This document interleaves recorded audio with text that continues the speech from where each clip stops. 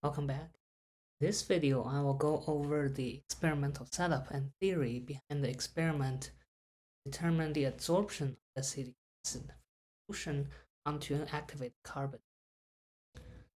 Adsorption usually refers to the interaction between solutes in a dilute solution and a solid surface, where we first have a solid surface, where we usually call it the adsorbent, and in the dilute solution we have some solute that is called the adsorbate, and the adsorbate can go on and interact with the adsorbent where it sticks to it. This is called adsorption. Now, of course, the particle does not have to just be a sphere, it can also be a surfactant with specific chemical characteristics, and it can adsorb onto the surface with this unique characteristic, whether it's tail up or tail down. If the interaction involves chemical bonding, such as covalent bonds, it is called hemisorption. If the interaction is by intermolecular forces, whether mainly attractive forces such as van der Waals forces attraction, then the adsorption is called. This experiment, we are working with acetic acid in an aqueous solution, and we want to determine its adsorption onto activated carbon or charcoal.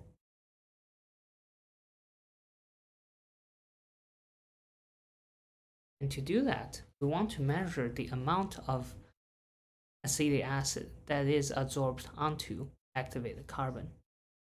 To do that, we need to measure the concentration of acetic acid in the supernatant after various time points. For example, we have initially time 0 and 1, and at various other times, finally at equilibrium time.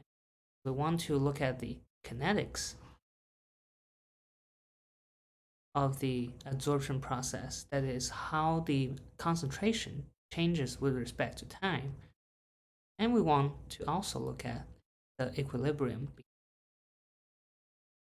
of adsorption, where we can see at equilibrium, as the concentration no longer changes, what is the concentration? How much is adsorbed onto the activated carbon? That will be C of equilibrium. But each time point, we will collect the supernatant, that is the solution that is above the activated carbon. That's called supernatant. And we want to determine its concentration. And the question is, how? How do we determine the concentration? Because we're using an acid, we can use the method of titration that can be very easily determine the concentration. Titration allows us to determine the concentration of the acetic acid in the supernatant.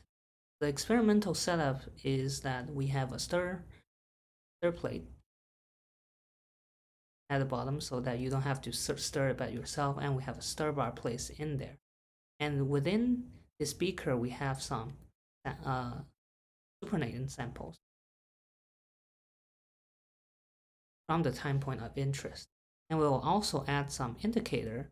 So in this case, it is phenolphthalein, so that it turns colorless, from colorless to pink at a pH that the acetic acid has equivalence point.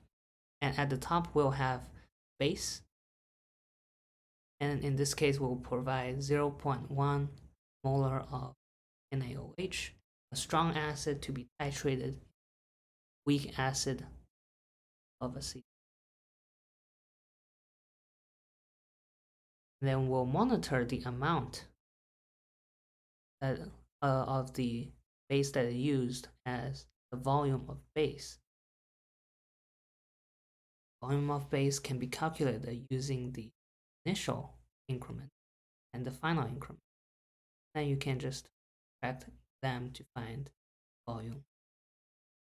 We want to know that because we want to use that to calculate the acid concentration at equivalence. The main thing is that the amount of acid or mole of acid equals to base added. That is because the acetic acid and the NaOH have a 1-to-1 ratio for. So the mole of acid is the concentration of acid times the volume of acid, which is equal to the mole of base, which is concentration of base times the volume of base. If we rearrange that, we can solve for the desired concentration of acid, which equals to the concentration of base. Here we have provided it's 0.1 NaOH, and then the VB that we measure during our experiment divided by the volume of acid, which is the supernatant sample volume. And usually, in this case, in this experiment, we will 10 milliliters. So that we calculate this 0.1 divided by 10, that is 0.01 for the unit of per milliliter P. This is the concentration. If you're doing the experiment, you might want to estimate the maximum volume of base that you need to reach the equivalence point so that you don't overshoot. So that at the end, when you're close to the maximum volume, very careful to let the base out one drop at a time. And we can calculate that still using the same equation, but rearrange it differently to solve for the volume of base, assuming that the concentration of acid is maximum at the initial time. Because at the initial time point, it has the maximum acetic acid concentration, and as things get absorbed to activated carbon, the supernatant's concentration. So we're calculating an upper bound of the volume base need. And here is a slight chemistry note that for titration of strong base in acid, the equivalence point does not occur on pH of 7. It occurs in this case pH of 8.7, depending on the pKa. And the acid here is acetic acid, so it has slightly basic equivalence. That equivalence point can be captured using phenolphthalein, the indicator. And we usually only 2 to 3 drops of the indicator for us to see that. After getting the concentration data for the supernatant, we should be able to construct an adsorption isotherm to relate gamma, which is defined as the number of moles of solute, or in this case acetic acid, absorbed solid surface per unit mass of solid surface with respect to the concentration.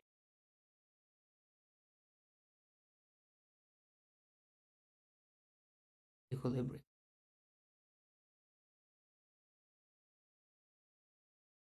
Most widely used theoretical model is called the Langmuir absorption isotherm model, where it describes a monolayer with homogeneous energy. So it assumes that the adsorption only limits to a monolayer. For example, if we have surfactant, then it can only absorb for one monolayer, that is only one molecule. So the solid-solid interaction decays rapidly within the distance, so only one layer of molecules, intermolecular force, can be held with the surface. If the molecules is at the second layer surface, the interaction force is too weak with a solid. Therefore, it only for one molecule. The second assumption is that all the adsorption sites are equivalent. That is, all the adsorption sites full surface energy. The surface energy at every site is homogeneous. So the energy of the adsorption does not depend on the extent of surface cover, even though it could be filled halfway through, but the energy for adsorption is the same no matter what is the current state.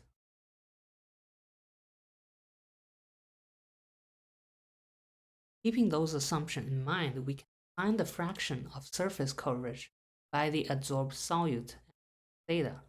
Theta equals to K times C divided by 1 plus Kc, where K is a fitting constant and C is the equilibrium concentration of the solute.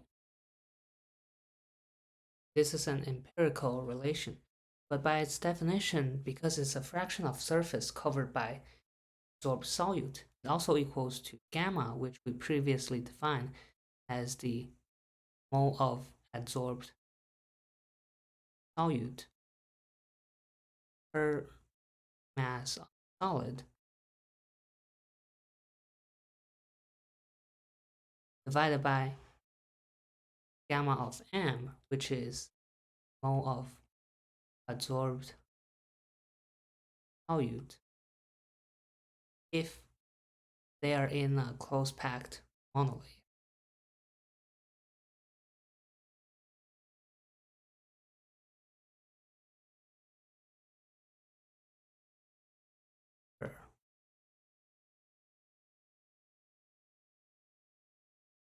So what does the gamma m mean? Gamma m means that describes in a final state where the surface is all occupied. The limiting case of it has all the sites occupied, and it describes the maximum adsorption onto the surface. This is like gamma max or gamma infinity when everything adsorbs. But the gamma it describes current state of the solid. So maybe it only absorbs part of the sites and some of the sites are vacant for things to go in.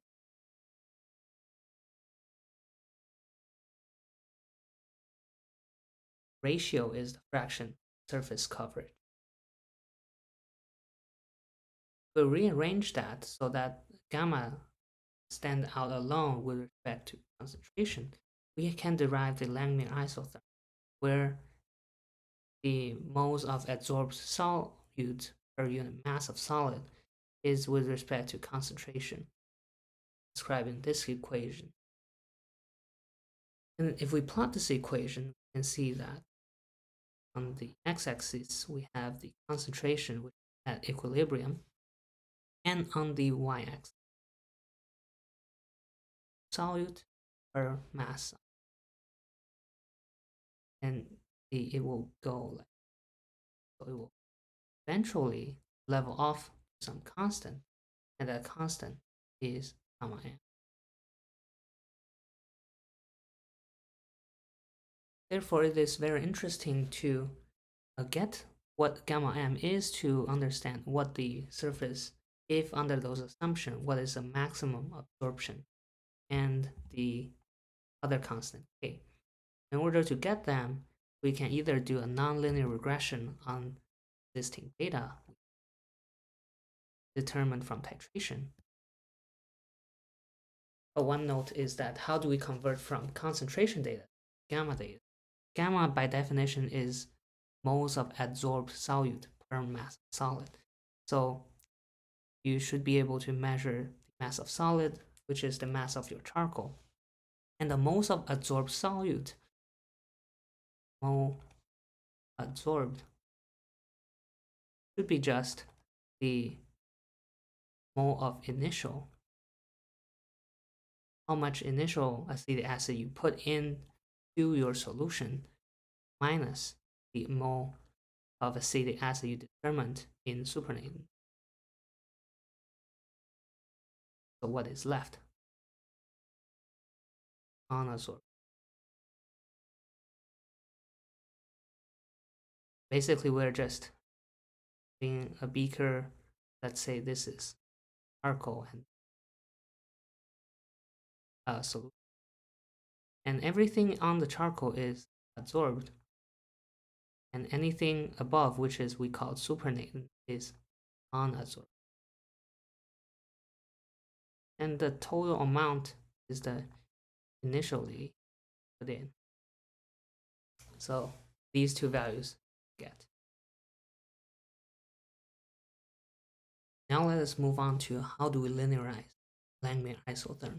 After some calculation, you can find a linearized form of isotherm where we plot on the y-axis C divided by gamma, and on the x-axis plot titration equilibrium. Therefore, have slope is 1 over gamma m, and this term it should have a linear form with positive slope. Slope be 1 over, and the intercept 1 over k.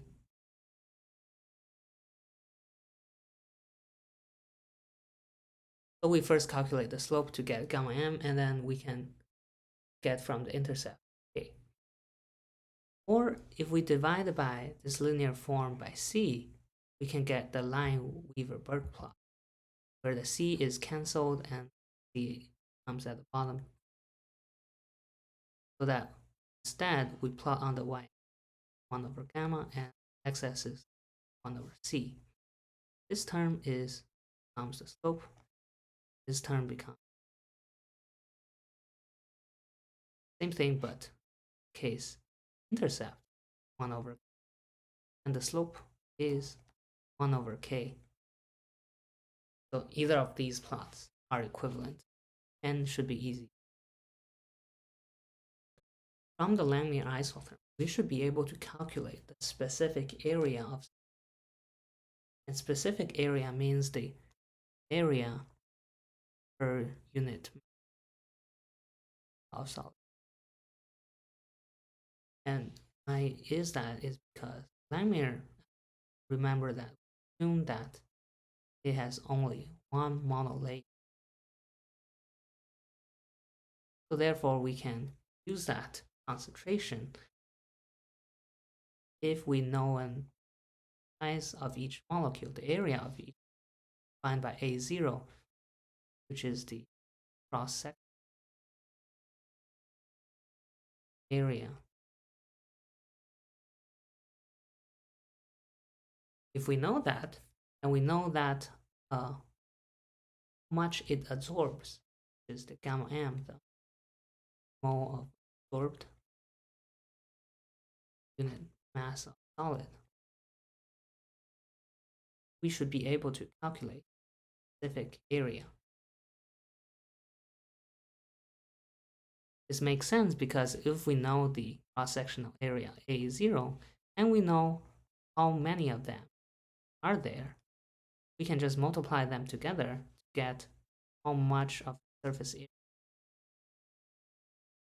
And here Na is the novel number, and 10 times to the negative 3 is a conversion of all these. In the end, we should be able to compare the theoretical calculations using our acetic acid compared to BET measurement for surface area or specific area using.